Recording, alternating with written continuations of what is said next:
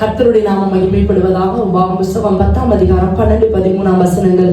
இப்பொழுதும் இஸ்ரவேலே, நீ உன் தேவனாகிய கர்த்தருக்கு பயந்து அவர் வழிகள் எல்லாம் நடந்து அவரிடத்தில் அன்பு கூர்ந்து உன் முழு இருதயத்தோடும் உன் முழு ஆத்மாவோடும் தேவனாகிய கர்த்தரை சேவித்து நீ இன்று உனக்கு கற்பிக்கிற கர்த்தருடைய கற்பனைகளையும் அவருடைய கட்டளைகளையும் உனக்கு நன்மை உண்டாகும்படி கைக்கொள்ள வேண்டும் என்பதை அல்லாமல் வேறே எதை உன் தேவனாகிய கர்த்தர் உன்னிடத்தில் கேட்கிறார். எனக்கு அருமையான கர்த்தருடைய பிள்ளைகளே, கர்த்தருடைய வார்த்தை சொல்கிறது, அவரிடத்துல நாம முதலாவது பயந்து நடக்கணும், அவருடைய வழிகள்ல நடக்கணும், அவரிடத்துல முழு இருதயத்தோடு முழு ஆத்மாவோடு அன்பு கூறணும், அவருடைய கட்டளைகளையும் கற்பனைகளையும் கை கொள்ளணும். இதெல்லாம் நம்ம செய்யணும்ன்றதை தவிர வேற எந்த ஒரு பாரமான காரியத்தையும் அவர் நம் தலையில வைக்கல.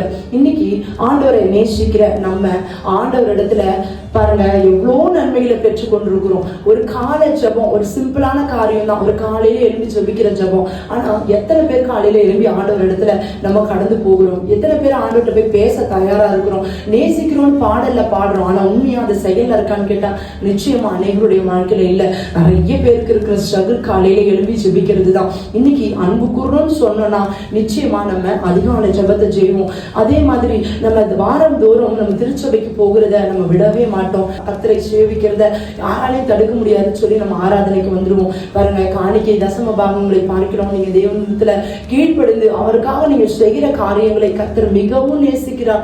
அவைகளை தான் நம்ம கிட்ட எதிர்பார்க்கிறார். அதான் அவர் சொல்றாரு, இன்னைக்கு நான் உங்ககிட்ட கேட்கறது இதை தவிர வேற என்னப்பா கேட்டேன்? ஏன்னா வசனம் சொல்கிறது மத்தேயு 11, என் நுகம் உனக்கு லகுவாயும் என் சுமை உனக்கு மிருதுவாயிருக்கும். அவர் பாரமான காரியத்தை நமக்கு வைக்கல, அவர் நமக்கு வைத்திருக்கிறது லகுவானது. அவரை நேசிச்சுட்டு நம்ம ஒரு காரியத்தை செய்வோம்னா அது நமக்கு பிராக்டிஸா மாறிடும். நம்ம ஈஸியா இவைகளை செய்ய நம்மளால முடியும். பாருங்க, இந்த வசனம் சொல்லுகிறது உபாகமம் 10:16, நீங்கள் இனி உங்கள் பிடரியை கடினப்படுத்தாமல் உங்கள் இருதயத்தின் நுனித்தோலை விருத்த சேதனம் பண்ணுங்கள்.